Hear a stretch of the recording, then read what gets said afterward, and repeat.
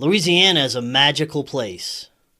I loved it in Louisiana. It was a great place to grow up, great people, extremely unique culture. The food was absolutely amazing. It was great. It was so much fun. That was Cajun country, you know? The food's good. The booze is good. The ladies is fine. Well, yeah, les la bon temps roulé and all that fun shit, you know? Just let them roll like the old folks say, c'est la vie. There's a lot to like about Louisiana.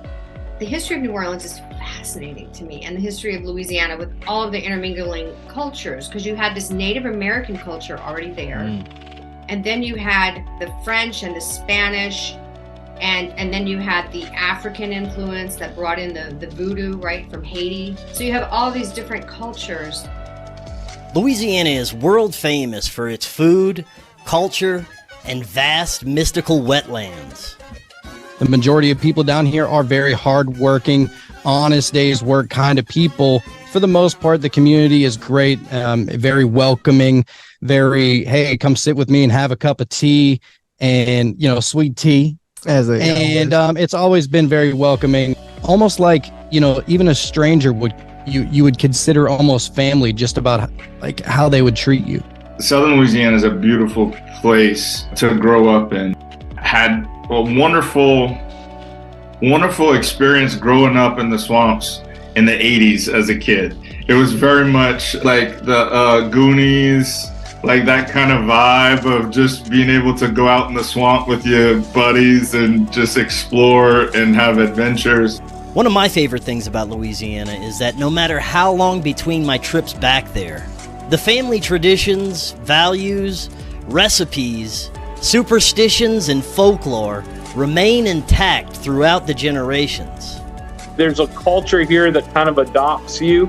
Coming down here and getting folded into that, people are so welcoming, so open-armed, you know, and you can kind of make crawfish boils and Mardi Gras and this and that your thing. So I think that is a lot of what attracted me down here.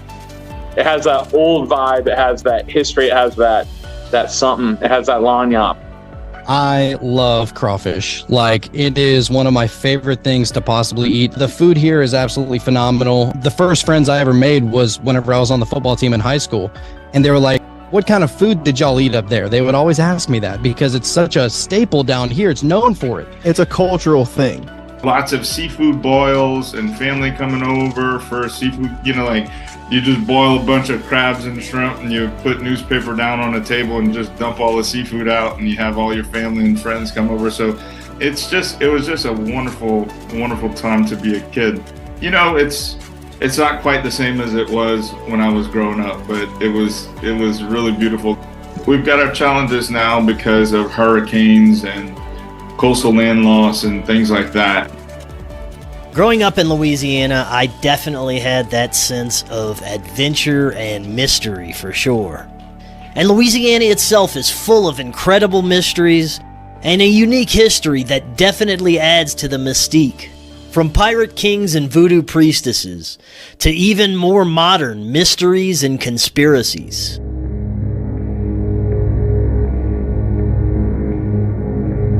Now, if we're going to talk conspiracies, New Orleans was one of the main locations where gangsters, three-letter agencies, and other clandestine groups plotted the crime of the century, the assassination of John F. Kennedy. So New Orleans was really where the assassination plot kind of fermented for a while.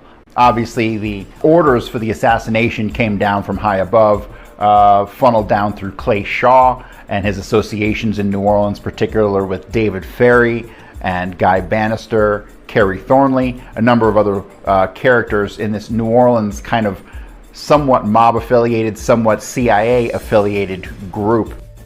Connected to the CIA down there, you had a strong relationship with Carlos Marcello. And so as you're dealing with all these characters in New Orleans as they're connected to the assassination, primarily surrounding David Ferry, who actually worked for a guy named G. Ray Gill, who was Carlos Marcello's lawyer. So you have this intricate relationship between the actual plotters in the assassination who worked on both sides of the fence.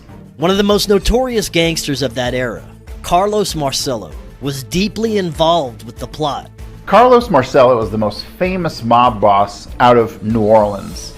He ran, for the most part, the South, stretching to Florida. With Florida was mostly run by Traficante in Tampa, and the Chicago outfit actually ran Miami.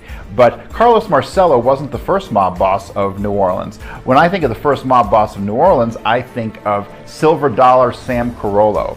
Silver Dollar Sam Carollo was a really fascinating guy. Now, you have to think, back in the early days of the Mafia, turn of the century, the teens and the 20s, the Mafia was just kind of coming into its own, and it wasn't very organized, and these guys got busted all the time. And so they found out really early that it made a lot of sense for them to have politicians in their pocket.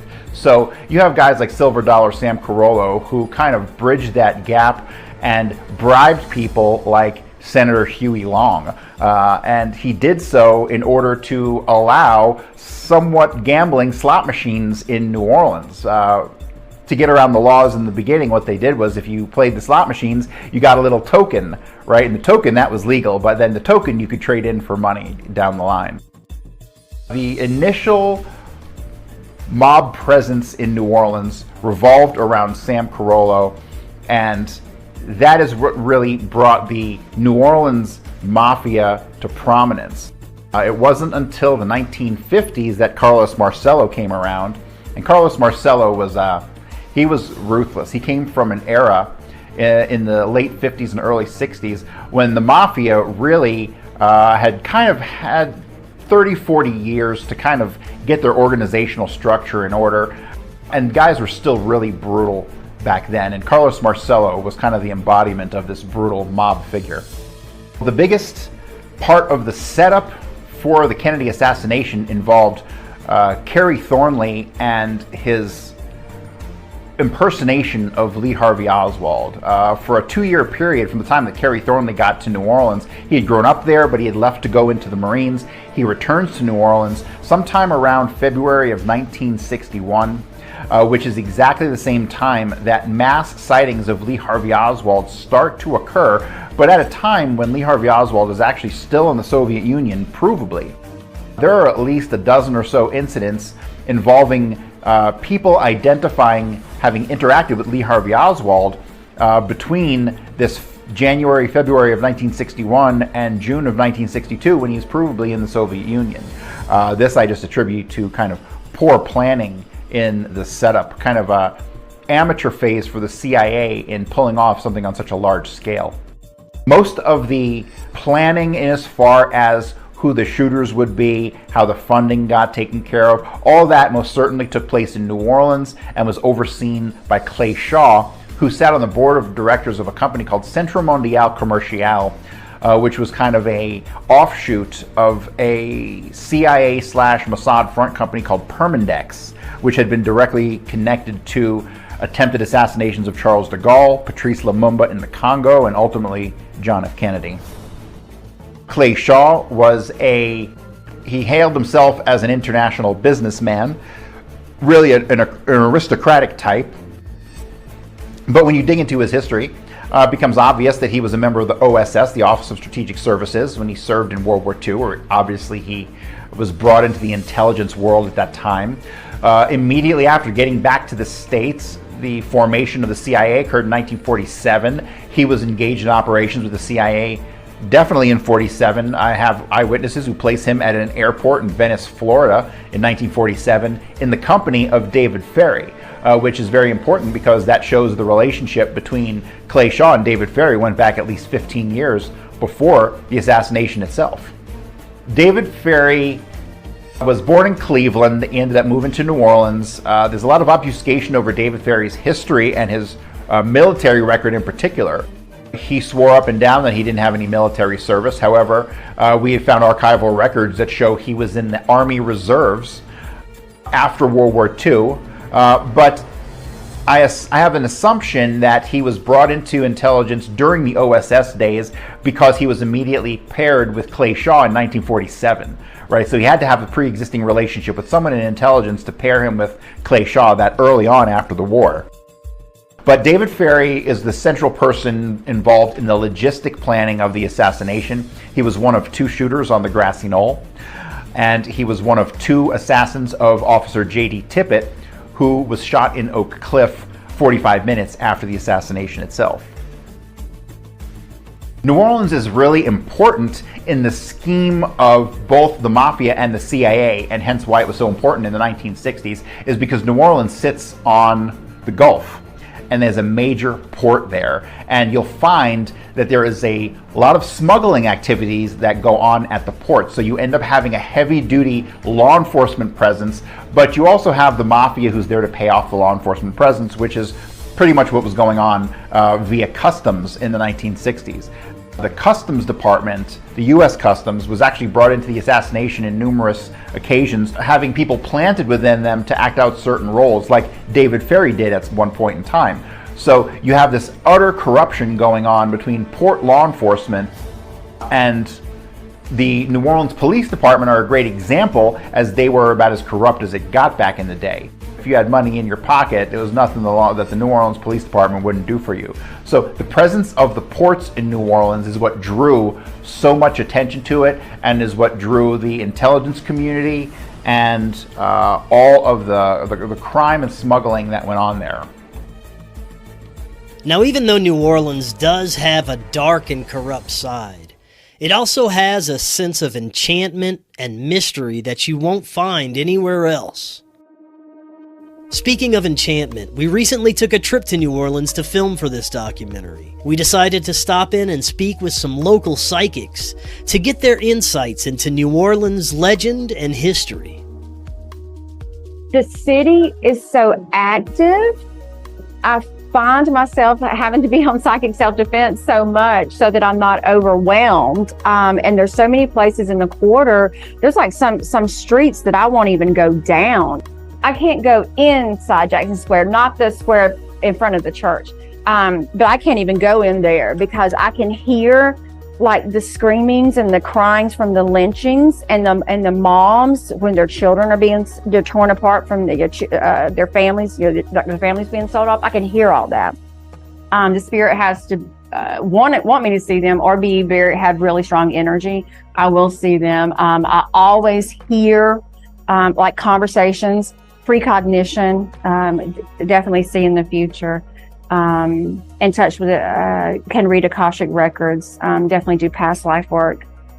When I was about in the 5th or 6th grade, in history class, it was called social studies back then, y'all. I remember reading about New Orleans, and all of a sudden it was like I was born in the wrong place. I didn't realize then, because I didn't know about past lives. You know, again, growing up Southern Baptist, you're not taught that. I was just infatuated. Ever since then, I was infatuated with New Orleans. I told my mom I was born in the wrong place. I need to go to New Orleans. I need to go to New Orleans. When my youngest son, 6 months after he graduated from high school, I left them the house, left them everything, and I came here with 2 suitcases and $400. I love to go through Congo Square. I can hear the dancing. I can hear the music. And a lot of times and I don't know how to do the dances that the African diaspora, that they would do, the voodoo dances. I don't know how to do them. I love watching them, but I can find myself getting caught up in that a lot of times when I'm walking home. I feel such freedom and release when I'm walking through there. And even though those are not my ancestors, I can feel the bloodlines.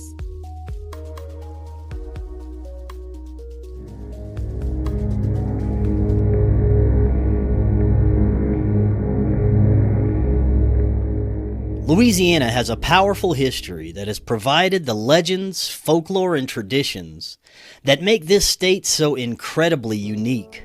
With 2 legendary prominent figures that truly stand out, the voodoo priestess Marie Laveau and pirate Jean Lafitte. All this stuff about curses, hexes, black magic, voodoo dolls hurting people, it's all Hollywood. Voodoo does have a very strong idea of, like, even more so than Christianity, of like the threefold rule or the karmic threefold rule. So whatever you put out there, is going to come back to you threefold. All religions have bad actors, right? Are there bad Catholics? Sure. Are there bad Baptists? Sure. You know, are there bad voodoo practitioners? Sure. People who don't follow the rules, I'm sure there are. But in voodoo, the idea of like cursing or hexing someone, even if you are kind of not the best walking the line voodoo practitioner, still probably aren't going to do that, because if you're a true believer, you believe that threefold rule. You think that's going to come back on you. But the history of voodoo is the history of many Central and South American religions. We call them syncretic religions, which is a fancy sort of theological term, but what it means is two belief structures sort of collided in history and like grew together to create one modern spiritual practice. So New Orleans voodoo is a mixture of West African spiritual beliefs and Roman Catholicism. Because in 1718, when New Orleans is founded, the French don't really have religious freedom yet. There is a law that literally says when you come to Louisiana, you must be a Catholic or you're a heretic. And you don't want to be a heretic. If you're a rich white person who is, you know, convicted of heresy, they're going to throw you in jail and confiscate everything you own for the church. If you're an enslaved person convicted of heresy, like, you're lucky if you're not dead in a swamp. So these enslaved people being brought to New Orleans are, first of all, first generation enslaved Africans, which is different. The British colonies are bringing enslaved people in from the Caribbean, but they're being forcibly converted to Catholicism, right? So what we know these early generations do, they're going to have their very Catholic services sort of early in the evening when all the French are out watch them. As a matter of fact, the plantation owner will often act as the priest for these services. And then they wait till midnight. They go out to Bayou St. John, which is kind of up where City Park is today. It was still pretty much wilderness up there in the 1700s. And they have their very African ceremonies and traditions. And as they teach their kids both things, the ideas begin to just kind of bleed and merge. And that's where we get this idea of syncretic religions. There's other famous ones. Santeria is another famous like Central American syncretic religion. But it worked very well with voodoo and Catholicism because there were some big similarities. They both believe in one creator, sort of all-powerful master of the universe, like monotheistic God. But it's monotheistic, but with facets, right? So the Trinity in Catholicism, sort of the faces of God. They both kind of have a Virgin Mother idea in there. The African version's much more metaphoric and symbolic, but than the very literal, like Catholic idea. But the concept is there. But I think the biggest one is they both believe in ancestor spirits that you pray to, that intercede for you to God, right? That take your prayer to the ears of God. Catholics certainly don't call them ancestor spirits and probably wouldn't like me saying that, but they are dead human souls that you are praying to. Catholics call them saints. Voodoo practitioners will often use a term called Loa or Loa, which is a little bit more of a general term. It applies to that sort of voodoo saint idea. It also kind of applies to like angels and demons and things that were never human. But Papa Legba, for example, is a Loa over the crossroads of death, like the threshold of the afterlife, right? He's the guy who, when you die, you have to walk up to Papa Legba. He's at the crossroads and he either says like, hey man, good job. You get to go that way. It's going to be nice. Or like, sorry, bro, you screwed up. You got to go that way. Catholic saint that matches up with that sort of thematically, St. Peter, keeper of the keys to the kingdom of heaven, the gates of heaven, or the book of the righteous, right? So over time, Papa Legba and St. Peter synchronize and become interchangeable titles or names for the same spiritual entity to many, not all, but to many voodoo practitioners. And that's what a voodoo doll actually is, a little portable shrine dedicated to like a saint or to a Loa. Putting a pin in a voodoo doll is not about hurting your neighbor.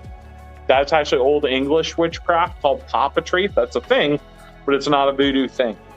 You put a pin in a voodoo doll to focus the spiritual energy or intention, however you want to say it, of your prayer. So if you were diagnosed with a brain tumor, you might do a little voodoo doll of a saint of healing or of yourself, put a pin in its head, pray over it, try to clear up your cancer.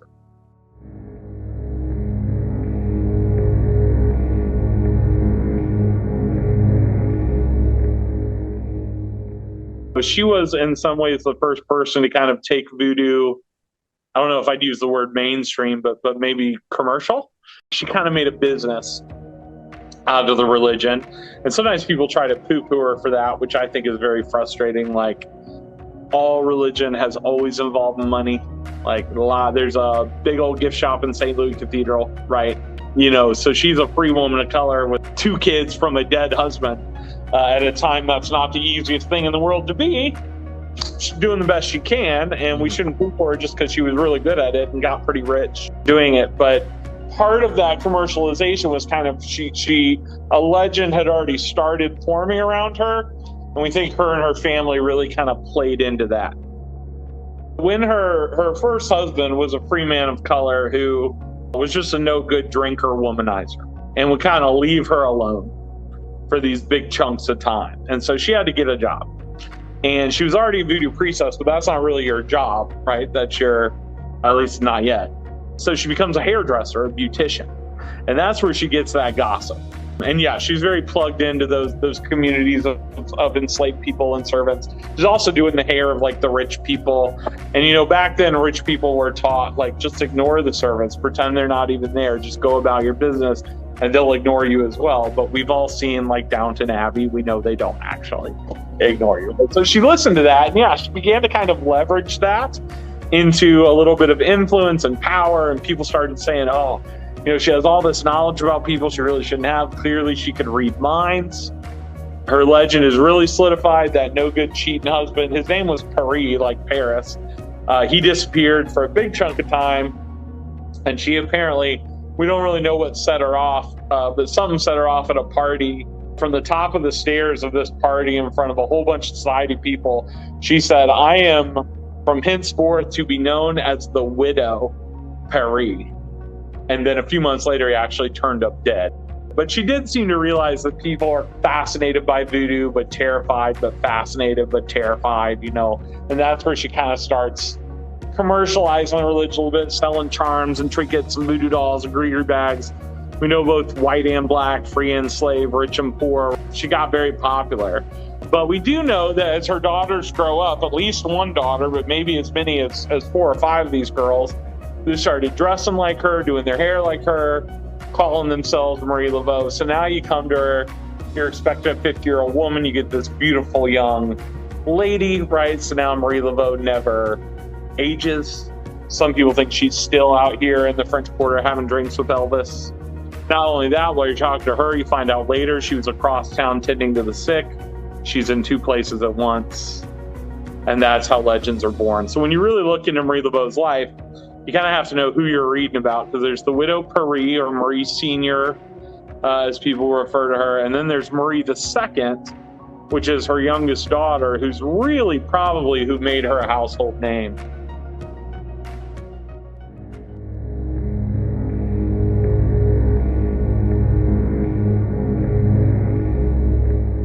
Jean showed up here pretty quick after the Louisiana Purchase in 1803. He showed up with his brother, Pierre Lafitte. Jean was 24, I believe. Pierre was like 22.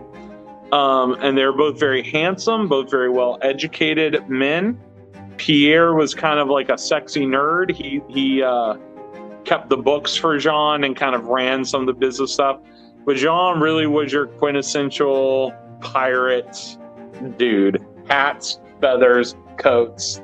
In some ways, I think Captain Jack Sparrow may have been based off of Jean Lafitte a little bit. The big difference is Captain Jack Sparrow had a heart of gold, and Jean Lafitte is a horrific, notorious murderer. Like, he is a full-blown pirate. But people didn't hate him in New Orleans because he had that romance, you know, about him, and he was apparently very good looking. He spoke like 4 different languages. But he became incredibly wealthy, just hunting people down in the Gulf, and then started a big smuggling or like black markets goods business here in New Orleans. And sort of local legend is that he set up shop in Pirates Alley, which is right beside St. Louis Cathedral, sort of the heart of the French Quarter. And that it was kind of an open-air market like the French Quarter market is today, except everything was stolen. It's Pirates Alley Bar today. It's a bar there, but it actually used to be The building in front of it's the Cabildo, which was the seat of government. It's where Louisiana Purchase was signed. It's a museum now. The bar is behind the Cabildo, but that bar was part of like the Spanish prison that was there, and that's where they locked up pirates. You could like pay the guards a few bucks and they'd let you go in there and sort of gawk at whatever pirates they had captured. Right after Louisiana Purchase, so Thomas Jefferson's president, and he has to send somebody down here to run the city. So the guy he sends down here is a guy by the name of William C.C. Claiborne to be the governor. And by all accounts, like Claiborne's a very good man. He's a kind man. He wants to do a good job. He's pretty good at what he does. But neither of them seem to figure out the fact that Claiborne doesn't speak French is considered a huge insult to begin with. And then Claiborne asked the mayor of New Orleans, who is a very well-respected, very well-liked mayor, to be his translator. And so he basically demotes this guy from mayor to translator overnight. Now, he didn't mean that as an insult. I don't think he even knew it would be perceived as an insult. But to the people of New Orleans, he should have let this guy retire with dignity. But because he asks him to do this, right, this man feels honor bound to do it. But you've basically taken him from mayor to like assistant. To make things even worse, Claiborne's young wife, who's about 20, and their 3-month-old baby moved down here a little while after he does. They're very, very, very much in love. She and the baby both catch yellow fever within 3 weeks of moving here and die on the same day. He's incredibly heartbroken, Claiborne is, by this. But his advisors really start pestering him almost immediately, like, you need to make a political alliance through marriage. Like, there's a real opportunity here. You're still the governor. Any of these families would be perfectly happy to marry their young daughter to the new governor, right? That's just a leg up. So you can have your pick of the crop, whoever you want. And Claiborne is just like so heartbroken, so resistant, won't do it. He makes it about 18 months, but he finally gives in. He marries a girl named Clarice Gerald of the very powerful Gerald family. She catches yellow fever and dies within 6 months too. And now he has to deal with a pirate for the next 10 years. And they really do sort of have this Batman-Joker relationship. He's always trying to lock him up. He's breaking out of prison, this, that, or the other. At one point, Claiborne put signs up around New Orleans that said, like, $500 American for the successful capture of Jean Lafitte, infamous pirate Jean Lafitte. A few days later, signs had appeared where those signs were that had Claiborne's likeness and said $1,500 for the successful capture of Governor Claiborne. Just like, we have more money than you, stop messing with us.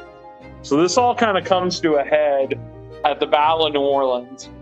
It's the last battle of the War of 1812. It's kind of Britain's last attempt to make us a colony again. You know, if we lose the War of 1812, we're all going to be speaking English. So General Andrew Jackson is down here to fight this battle. The Treaty of Ghent, which will end the war, had been signed some places in Europe, but it had not been signed by everyone, and it hadn't been signed here. So Thomas Jefferson had given Andrew Jackson orders that said, you keep fighting until we have all signed this treaty. There are 26,000 British on the other side of the river. Andrew Jackson has about 6,000 defenders, so we're outnumbered like 4-1. The day of the battle comes, 1,000 pirates show up at the battlefield with a bunch of weapons and ammo and cannons. They're like, we're here to help.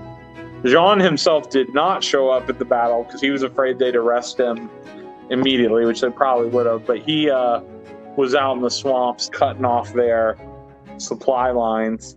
There's over 2,000 British casualties, about 200 American casualties. It's a rousing victory for the Americans that will propel Andrew Jackson, to heroism in the presidency eventually. And Claiborne was politically forced to give Jean Lafitte and all of his men a full pardon because people said they literally saved the United States. Lafitte thinks he's pretty much run his luck in New Orleans at that point, which he probably had. He'll retire to Galveston, Texas, where he builds a little cabin. But he is a pirate, so he got bored. And then he got together a big expedition to go off to South America to search for the lost hidden gold. And very romantically, none of them are ever seen or heard from. Louisiana is the home of not only extraordinary historical legends, but it's a global hub for gathering, celebrations, and ritual. Mardi Gras.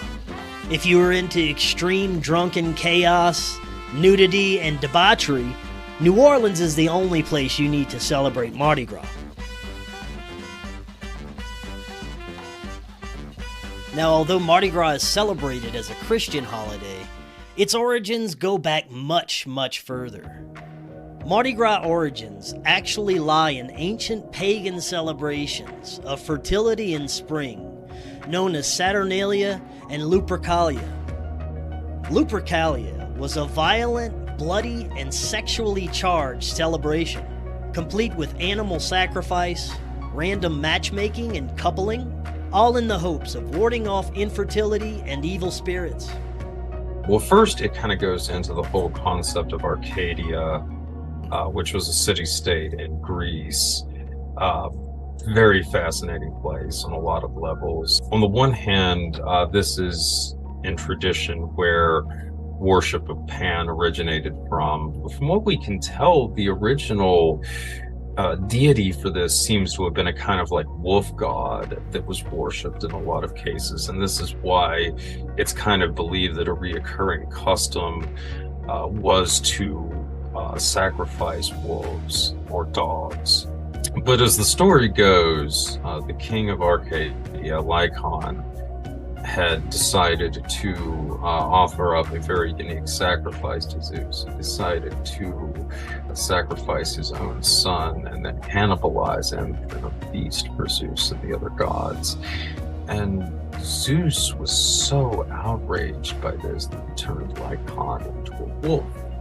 So you had like this whole custom of, or this belief that there had been human sacrifice committed in Arcadia. And this was pretty widely held, and it's very closely tied to the werewolf myths.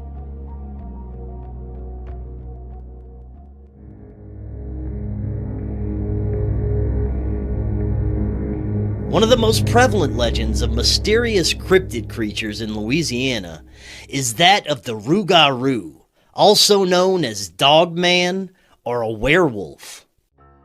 With Dogman, I hear more experiences from Dogman where people say that they felt it was like just pure evil. And a lot of people describe it as like a demonic feeling. Now, I've had several people on the show talk about at different times about a dog entity showing up in their homes. That's another mysterious beast that people are seeing out in the woods, and typically those are very aggressive. Is that a dog man, or is that like a demonic entity that he saw?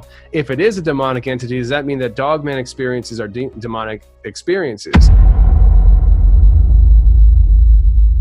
Hi, my name is Scott Pace, live in Louisiana, and in 2019 I had an experience.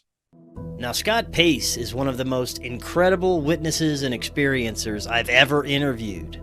He's just your average, hard-working, honest hunter, not trying to get any attention or notoriety. But his experiences are absolutely amazing.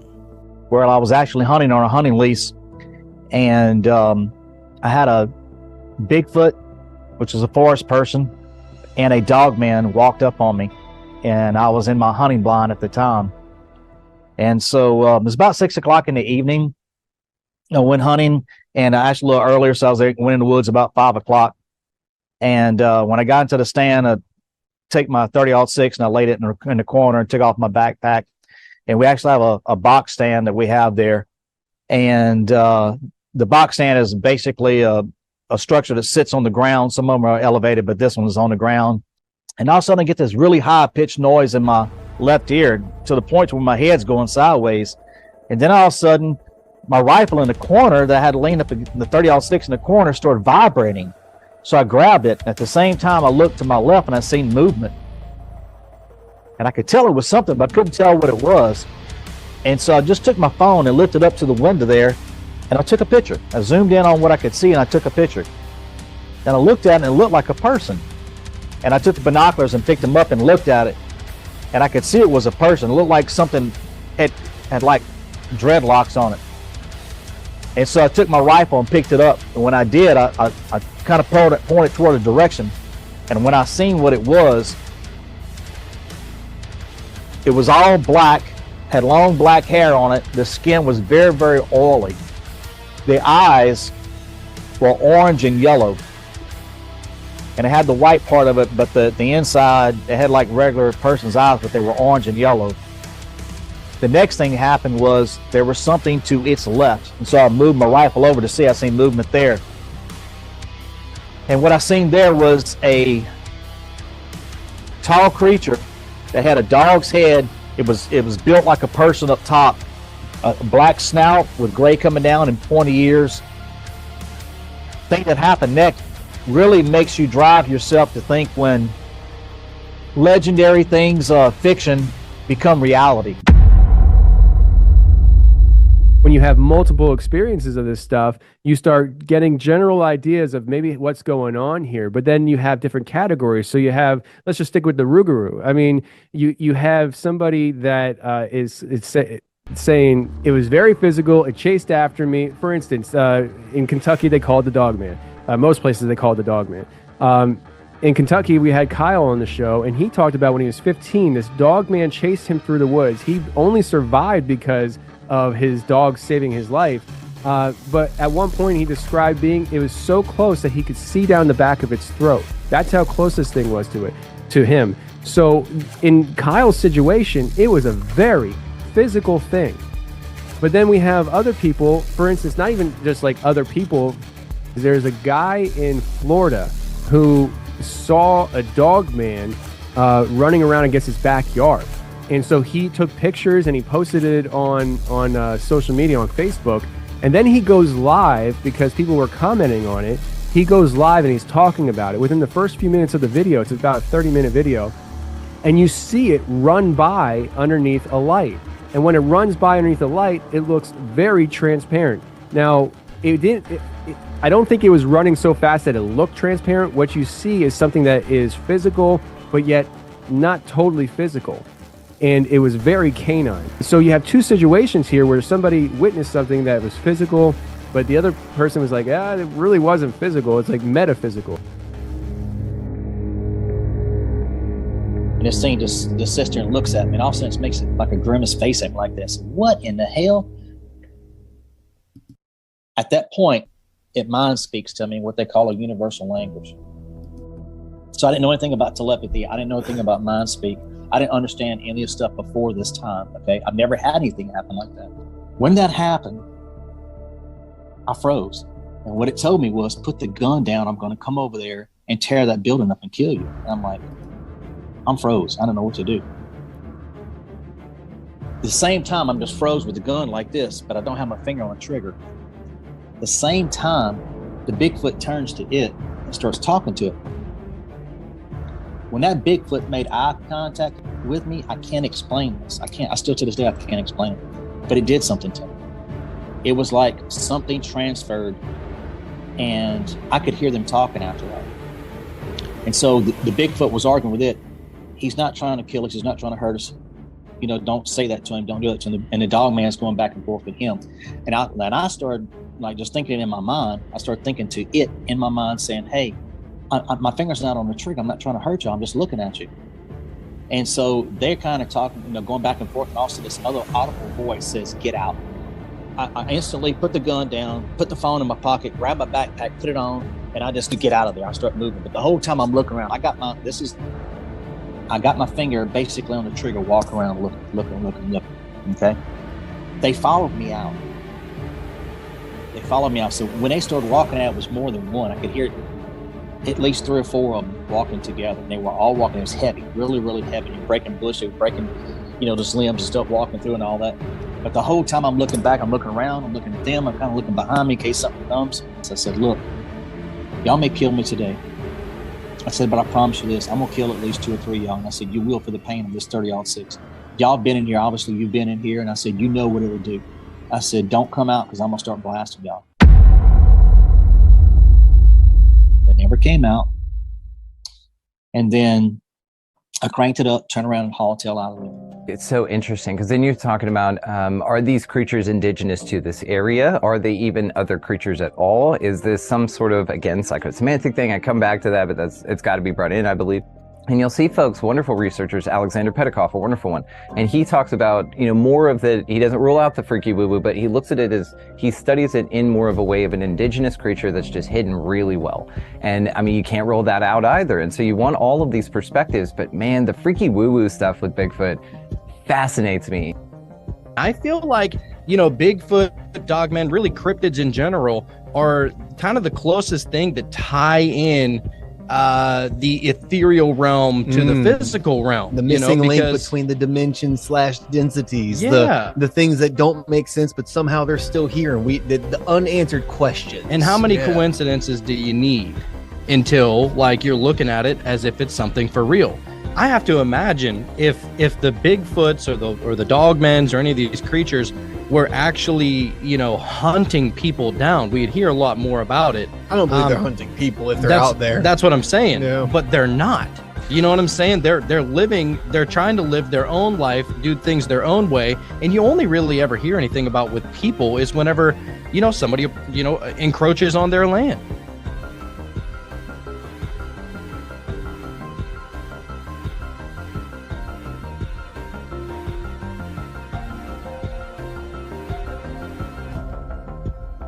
Of all of the hidden wonders of Louisiana, one of the most incredible for me has been the recent discoveries surrounding the age of the mysterious mounds found in the area. These mysterious structures can be found across the Americas, and one of the most famous being Serpent Mound in Ohio. I've been writing books and doing research in the field of Native American mounds and archaeology since the 1980s. I did an article years ago called The Top 10 Mound Sites in the United States. There are several that are, some of these are incredible. People think of an Indian mound as basically a small conical hump. It looks kind of like an ice cream cone. That's what the word conical means. The top is curved.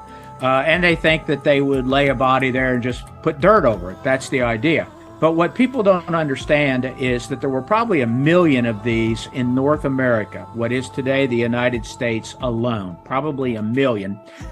Some of them are very, very old, as we'll get into here in a while. But a lot of those conical mounds, we're just talking about one kind now, the conical mounds, a lot of those have very large, extremely well-made stone chambers in them. But then there are also what are called platform mounds. Platform mounds are also known as truncated pyramids. They're usually rectangular or square mounds. Sometimes they have a base of several hundred feet, like a square base of 200, 300 feet. And they can go up to 60 to 70 feet high. And then on the top of those, there were temples or other structures built on them. And those structures were used by the elite of the tribe. Either they were shaman, chief, or other people that were more important and more powerful in the society. Moundville, Alabama, for example, which is one of the most important, one of the top 5 sites in the United States. It has 20 of these platform mounds arranged around this giant plaza. And in the center is a platform mound. And all of those were used for astronomical alignments. So in that center platform mound, it was where the shaman lived. And the shaman would go out and they could look from the top of their mound across another mound in the distance, and they could see the sunrise and sunset at the equinox and at the solstice, but they also watched stars. They would see star alignments, and those star alignments were used for various rituals. We have evidence of basically big metropolis cities. We see this with the mounds. We look at the mounds now and they just look like clumps of dirt, but 1,500 years ago, these were kind of the epicenters of many of ancient Native American cities throughout North America.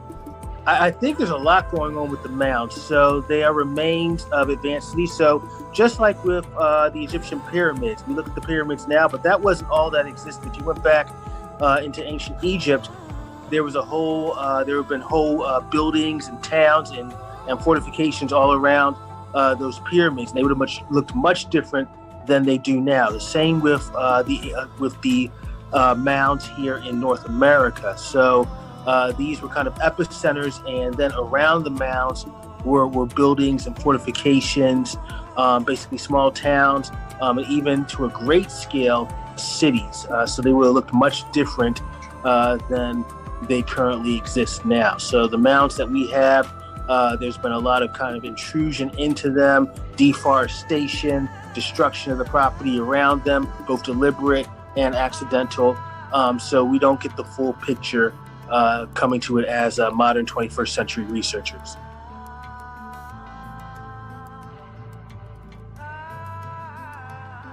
And let me give you a time frame. The geometric earthworks were built from roughly 600 BC up until around 200 to 300 AD. So there's a time frame there of about 700-800 years. Those are called Hopewell era. And virtually all of those are used for some sort of rituals, the movements of people. Archaeology for a long time believed that mound building began around 3000 BC. So they said at the time that mounds started in the Northeast and up along below the Great Lakes in like Michigan and Minnesota, and that it all started in 3000 BC. That then changed, and then they said mound building began in Ohio around the same time, around 3000 BC, with the Adena culture. And then they started finding mounds in Louisiana, for example, Poverty Point, that dated to 1800 BC.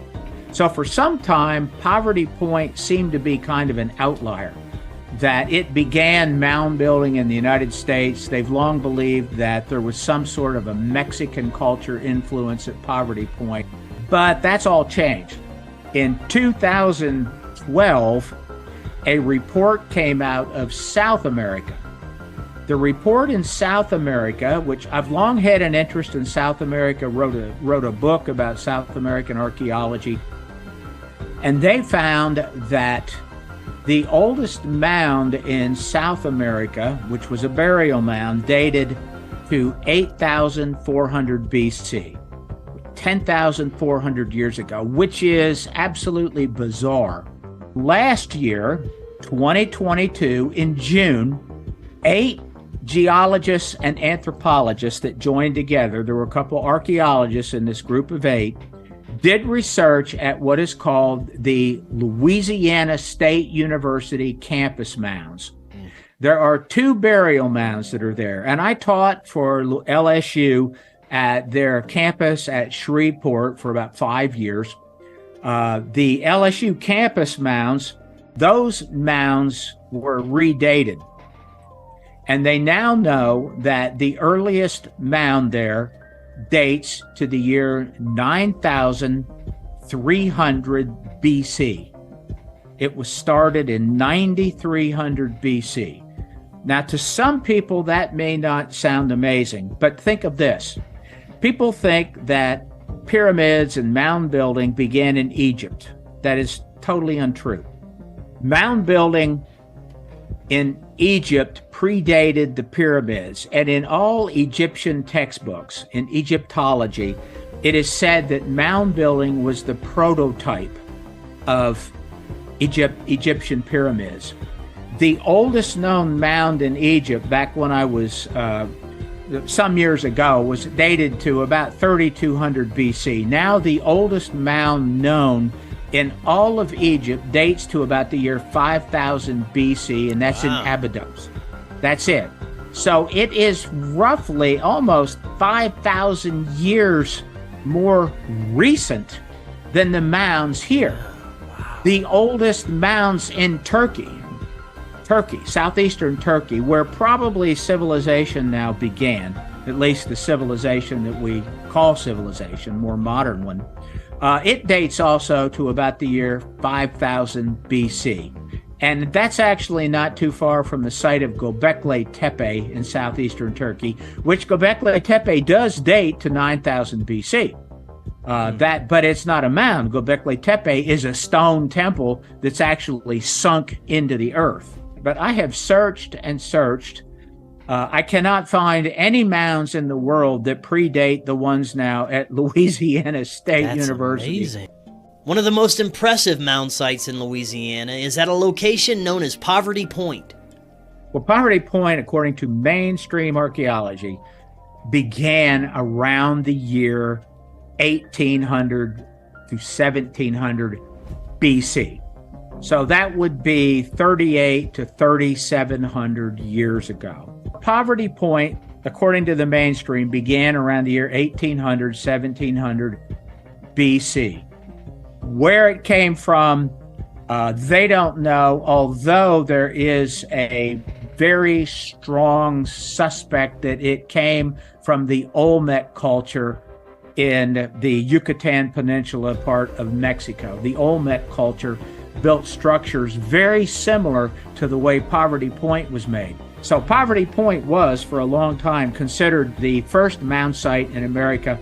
It just seemed to come from nowhere, but it's still an anomaly. This is all very, very strange, and it's just been made more strange because all these old mounds are in Louisiana. Mm-hmm. And that doesn't make a lot of sense archaeologically, although probably a lot of these very early cultures came up from South and Central America. That's the only thing that makes sense here. Native American culture had some memory of these great mound builders. This mound building civilization goes away, called the Hopewell, called the Adena, which aren't their actual names. Native Americans who are left behind kind of pick up on these civilizations. So they kind of take over these mounds where these mound builders once existed. And they also build mounds for themselves. So not all mounds are the same. A lot of mounds are imitations of the great mounds that were erected by the Hopewell and the Adena, or the giants of the Great Lakes, as I like to call them.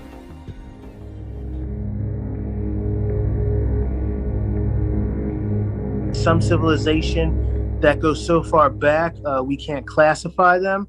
But over the course of time, they did start to intermingle with, I guess you would say, normal-sized humans. So we get a lot of this in the Old Testament and in the New World with the Native American peoples. And I think that a lot of not only the culture of the giants, but even the DNA of the giants is retained in a lot of Native American culture. So Native Americans, I mentioned this before, some of the tallest people that you have in the world are not from Africa, as you would expect, but Native Americans here in North America. One of the things that we did were read the two Smithsonian reports, one of which was in 1894, and I believe the other one was 1887, where the Smithsonian did their mound survey project. The Smithsonian dug into over 2,000 mounds, it's believed to be 3,000 mounds, trying to find out the origin of the mound builders. That's why they did this project.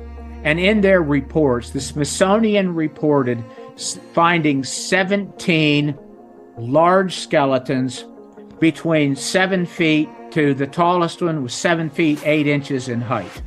Since that time, the Smithsonian and other archaeologists publishing for the Hay Foundation, for the Carnegie Institute, for Harvard University, and many other mainstream publications, where they've found another 15 to 20 very large skeletons, anywhere from 6 feet 7 inches in height to 7.5 feet tall.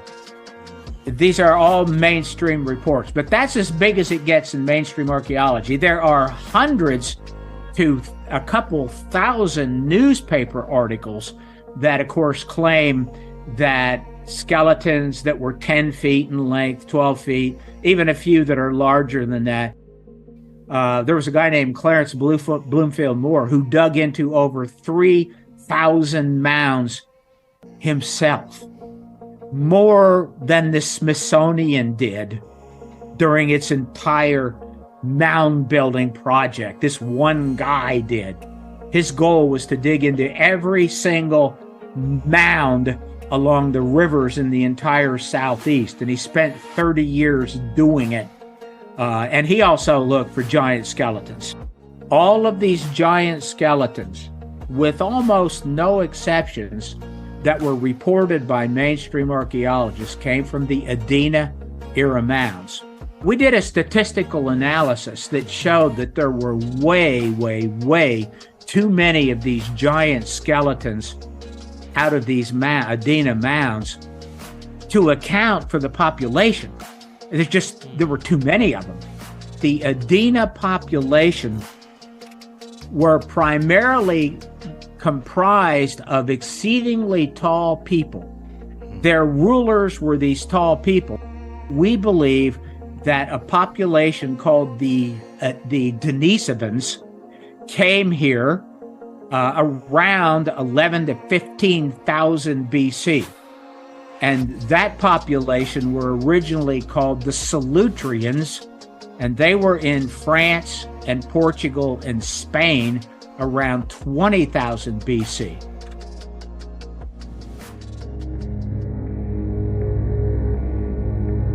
Down in Louisiana, there has been also sightings of giants recently that I've been coming aware of. And I was told this by a friend of mine, Dark Waters, and he was on my show, I'd say probably about a year and a half ago, 2 years ago. And he said that, he's down in New Orleans. He said that there was, I guess, a big storm that went through and it opened up parts of swamps that people really hadn't been able to get to before with boats. And he said that he was talking to a fisherman who went into the swamps, and while they were going into this new area, they saw a very tall humanoid being, so tall I think it was looking over the trees at them. And he said that that's what the guys came back and they were reporting and stuff, and they're like, oh, I'm never going back there again. And so what is that?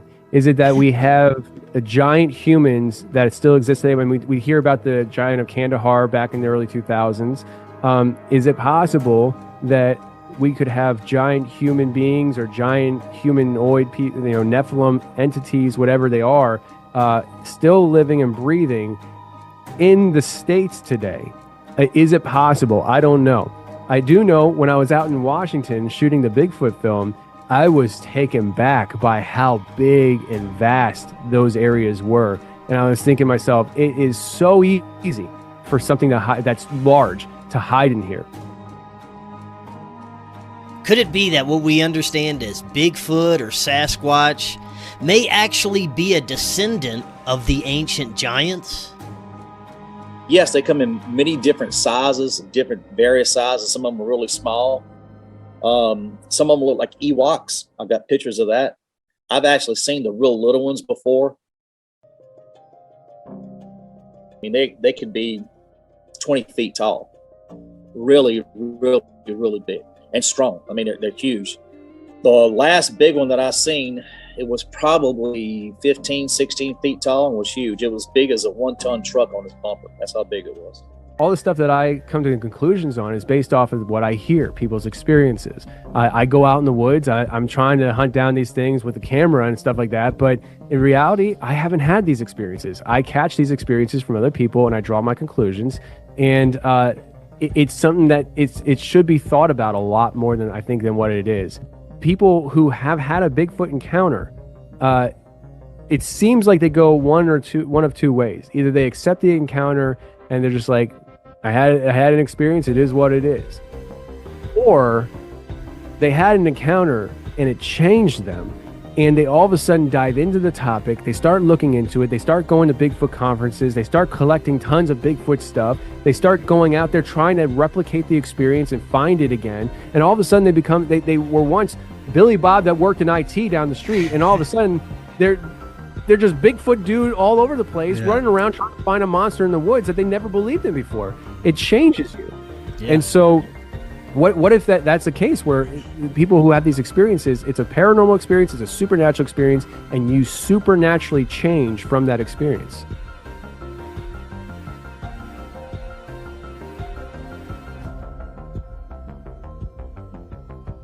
Scott believes that after his initial experiences and communication, his perception and awareness opened to layers of reality that most people will never experience. After that, they started coming to me and talking to me. And they would come at different times, and I always get this high-pitched noise when they're around, so I'd start talking to them. Sometimes I have a hard time comprehending all this stuff and how this stuff works and everything. And they said, well, it's not what you believe, it's what you're willing to accept. I thought, well, that's pretty cool. Whenever that Bigfoot looked into my eyes, something came from him and came to me. My personal belief is the Bigfoot and Dogman are not of this world. They're not of Earth. They were brought here. They're different than us. They don't live like we do. They live in family units. They can communicate with each other, but a lot of it's through mind speak or telepathies. That's how they communicate with each other. Some people see them, some people don't. But they're in trees. I mean, they're around us now and stuff, but they have the ability to cloak or to be invisible, whatever you want to call it, or blend in. So it was right after my encounter, I started reaching out to different people. One of the guys that I reached out to and was really cordial to me and was talking to me about it and really explained a lot of stuff to me was an American Indian. So I started talking to him, and he and I made friends. And over the past couple of years, we've talked a lot. And so he kept inviting me to come up, and he said, you need to see these things. Set a time with him in last October. In the beginning of October, I was able to go. So I took vacation and went over there. It's in Macy, Nebraska. We had a little camper we stayed in that night. And I remember the wind was just howling, man. It was cold. It was in the low 30s. When he went outside and came back to the door, he opened up the door and said, Scotty, come out here, I want to show you something. So I stepped out, and he said, you ever seen eye shine before? And as soon as I stepped out the camper, I looked out there, and about 10 foot off the ground, there was a dark figure. And then I began to see the eyes, and the eyes looked like kaleidoscopes. They were just turning like this, and it looked like tubes with a kaleidoscope. So I just locked eyes with it. And I said, look, I'll talk to you if you want to talk to me. The next thing was amazing. What happened was there was a prism that went from his eyes to my eyes and kept going back and forth, okay? So the prism was going back and forth like this to me. It locked eyes with me. I think it was trying to either read my life or something like that. It was trying to get in tune with me or something. The next night, I didn't sleep. I couldn't sleep.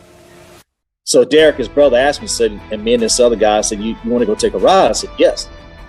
We went to the other place, which is called Hard Knocks. There was no noise. There was no crickets. There was no birds. You couldn't hear anything. I mean, nothing. All of a sudden, we see this magenta light coming down like this. And it's the best way I can describe it. It was a light purple or dark pink color, magenta color comes down. And all of a sudden, only way I can describe it is a light person, a light beam. This person just comes out of it, starts walking. Walks out of that beam, walks in front of the truck, never stops, just keeps on walking like it's nothing. They kind of hesitated for a second, then went on down the hill.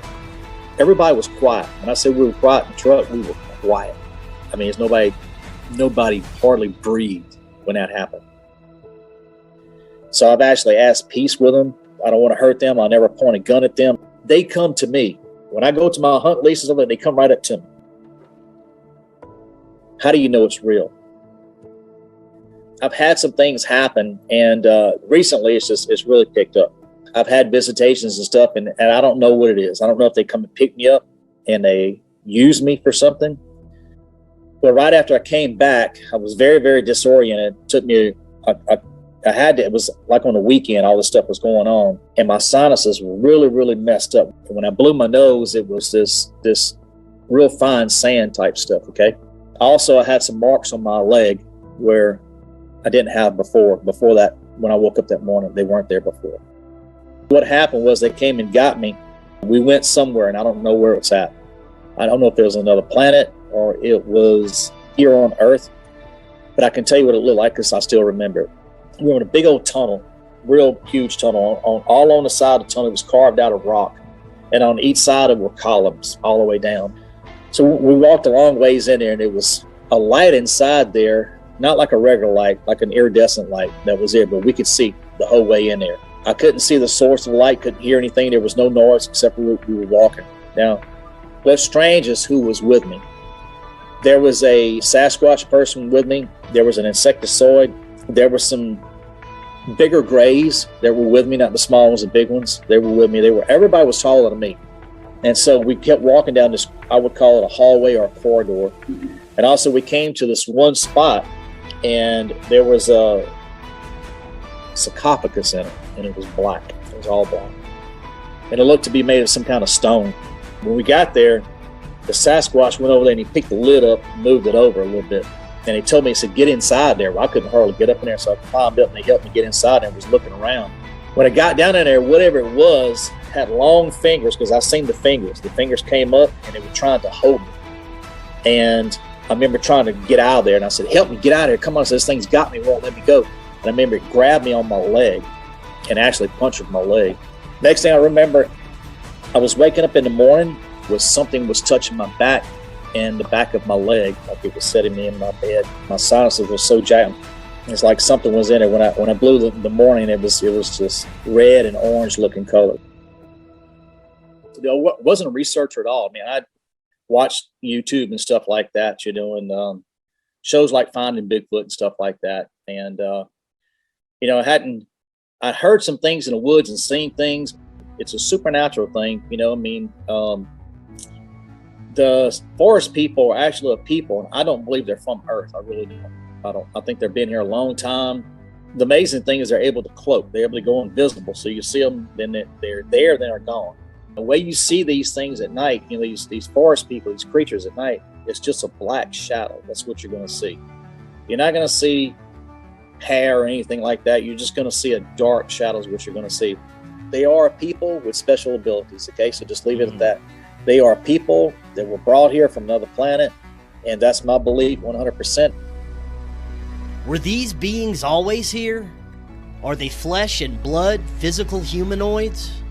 Could there be a connection to what we understand as extraterrestrials? The vast swamps of Louisiana hold many secrets, from an incredibly old, forgotten history to mythical creatures, magical energy, and so many more mysteries to explore. I did grow up there. I have lots of great memories from there. And now looking back at it from the lens of someone who, is a UFO experiencer, when I say aliens, I don't even mean they have to come from outer space. Like, there's the whole theory of what if they're interdimensional? What if they're from another time? What if they're from underground? What if they're from under the ocean? What if we're in the flat earth and they're from beyond the ice ring? I mean, I've heard it all. I don't know where they're from. Yeah. So I'm not saying they're from outer space necessarily. And also just a lot of other paranormal and conspiracy theory type things that I'm interested in. They apply to Louisiana in very interesting ways. There's a lot to the ancient history there that we could be uncovering. New lifting of the veil that's going on, right? Everybody is starting to really put pieces together. It's just a phenomenon happening in the whole world. Not knowing, I can't say it's real or false. You know what I'm saying? People have these experiences with the First Nations, the Indians, whatever, the natives. They have all that in their lore. If that's real, there's some wicked energy floating around, right? Matter and energy can neither be created nor destroyed. They merely change form. Even in the Catholic religion or any Christian religion, God has a path for you. So anything you experience was meant for you to experience and grab some kind of understanding. I've never experienced anything personally. I'm a little slightly skeptical, only because, seeing is believing, but I'm not going to rule anything out because I don't know everything there is to know. I ain't no authority on anything. I've had weird vibes in certain places where it just feels weird and you get the freeze-alls, as they say. We just have a rich history of paranormal type stuff. New Orleans is considered to be the most haunted city in the country. We have a long history here of death in a relatively short period of time, in a relatively small area. Violent death and strong emotion contribute to hauntings, and we have had no shortage of it here. Some people say rest in peace, but what if you can't? I think the swamps are definitely a really interesting spot to go looking for paranormal activity too. That's where I think my family has gotten their connection to spirituality from the swamps. Swamp magic is definitely why I have my connection to the spirit. So I would definitely recommend going and checking out some of the swamps around New Orleans and Louisiana as a whole as well. The energy that's over the land, and the haunted house or haunted land, haunted property, slavery, drenched in plantations all throughout Louisiana. There's so many plantation farms and properties with these old houses that a lot of bad things were done, and that energy seems to be stuck there. When you're on that land, you start to feel things. So we're disconnected.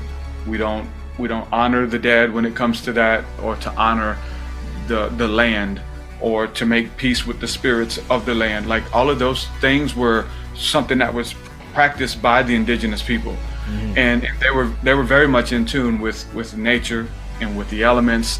And a lot of that trickled down, because if growing up in Louisiana, you would hear just little bitty pieces of it, whether it was like old wives' tale or different superstitions and stuff. But a lot of that was passed down, and it's fun to hear the stories from the South regarding voodoo, regarding candle magic that my grandmother, my mother always kind of talked about was a normal practice. They had do's and don'ts. Hey, don't do this. Hey, when it's thundering and the sun's out, it means the devil's beating his wife. Like, all of these weird little sayings and stuff that you just kind of take as truth as a kid, but you're like, hold on, not everybody repeats these things. So there's a rich culture in the occult, if you will. And I do think that you find what you believe. I think that this reality that we're in is created magically that way, to where it's in subtle nuances, to where it gets into being able to create anything out of nothingness, if you will. There are no answers. There's only more questions. Legends like Bigfoot and Rougarou have become intertwined with Louisiana culture and are often celebrated during local festivities and events that bring the community together in a very unique way. My name is Jonathan Foret, and I am the executive director of the South Louisiana Wetlands Discovery Center. We educate young people about coastal land loss issues. And so every once in a while, the story of the Rougarou would come up, and these kids had no idea. They were like, what? What's that? What's that all about? And so we knew, our oral traditions were no longer being passed down in the way that they were when I was a kid. And so we knew we needed to do something to kind of revitalize that. And so we thought, we're in Louisiana, what better way to bring something back to life than to make a festival around it, right? We've got festivals celebrating just about everything. And so, but there wasn't one celebrating the Rougarou, and so we thought, hey, maybe we cornered the market on this one. And so it's been wonderful to see sort of this resurrection of these stories that people just weren't talking about anymore. And now the kids in our area know the story of the Rougarou, and they come to the festival and they play the games and they, enjoy the food and the music, and it's been a success in bringing those stories back. We found all of the best cooks. We found out whose mama cooked the best seafood gumbo, and then we were like, we need you to make the gumbo for the festival. So the food is really top notch, and it's all cooked by volunteers. We've got about 250 plus volunteers that put the event together. We've got live music. We have 2 stages. We've got our main stage where the musicians play, and then we have a second stage where we have, we call it our narrative stage. And this is an area where we have tradition bearers come and talk about the traditions that they keep and how they do them. We also have a traiteur that is going to be coming. And so those are sort of the traditional healers of the bayou. There were a lot more of those back in the day than there are now. We have people talking about medicinal plants. You know, what plants are growing in the swamps that people are using to be able to make medicines to heal folks. So that's a lot of fun. Carnival rides, games, big Ferris wheel, all that stuff. Arts and crafts vendors. We've got a parade. So there's a parade. We've got the Rougarou witches, which are probably about 150 to 200 ladies that dance in that parade. This is gonna be our 12th year. National Geographic has featured us, Southern Living, Woman's Day magazine. Like, we've had a lot of big publications highlight some of the work we do. USA Today ranked us as one of the top 10 costume parties in the country. So that was a lot of fun. The Louisiana Travel Association awarded us with Best Festival in the state of Louisiana for this year. It's a lot of fun, and it's a lot of work. You know, it's definitely culturally relevant, but because we have that story of the Rougarou that isn't in a lot of other places, it really makes this event special. So the Rougarou, in order to protect yourself from an attack, so this is very important for your listening or your viewing audience, right? Here's how to protect yourself. You get a colander, so it's like a strainer. You put the colander on your front door, and you're good to go, because the Rougarou is OCD about counting things. And so he goes to your house to break into your house, and then he starts counting the holes that are on the colander, right? And he can only count to the number 12. And he can't count past 12. So he gets to 12 and he doesn't know 13, and he gets frustrated. And so then he starts counting one more time. 1, 2, 3, he gets to 12, doesn't know 13. So he just stays there focused on this. And then the sun comes up and he has to retreat back into the swamp. You can do the same thing with 13 pennies. And that's because, like, you would put 13 pennies on your windowsill or on the front of your door. Rougarou is not good at math and a little bit OCD. The folklore is very much embedded in Catholicism, and that may be a little bit of the French influence, because a lot of the French folks coming in from Canada and from France were largely Catholic. So there are some rules about, you know, don't do these types of things on holy days of obligation, or something bad's going to happen.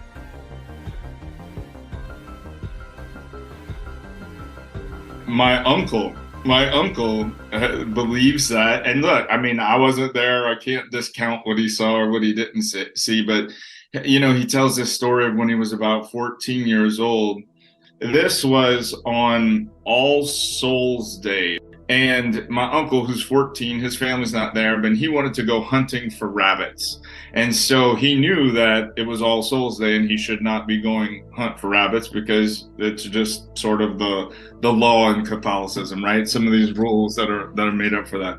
And so he goes out, and his little dog is with him, and he's looking for rabbits and everything. And he tells the story of, he sees a rabbit, he pulls his rifle up to shoot the rabbit, and as soon as he does so, he hears this like kind of behind him, and so he kind of slowly turns around, and then this is when he, you know, says that he had an encounter with the Rougarou. He sees this big, huge, tall dog man looking thing with red eyes and just really scary looking, and so he drops his gun, he turns, he runs, he's running back to his house at this time, and he says he can hear something running behind him, and he thinks it's coming after him. And so he finally clears the woods and gets back to his house, and his little dog that was with him is sitting on the steps of the house. Like, the little dog ran faster than he could and was just waiting for him there. And so he made it out all right of that encounter. He shares that story with a lot of folks. It's the tales of encounters with legendary and mythical creatures like Bigfoot and Rougarou, as well as all of the occult and hidden history that makes the state of Louisiana such a beautiful and magical place. We've taken you through a lost history with evidence of advanced giant humanoids and megalithic builders. We've gone inside the crime of the century, on an epic adventure with the legendary pirate Jean Lafitte, and inside the larger-than-life legacy of the Voodoo Queen of New Orleans, Marie Laveau. And finally, an unbelievable look at the otherworldly encounters of Scott Pace and the strange beings that inhabit these mystical wetlands. I will continue to explore and document the hidden nature of reality and share as much of this forbidden knowledge as I possibly can with all of you. Until then, le bon temps roulé!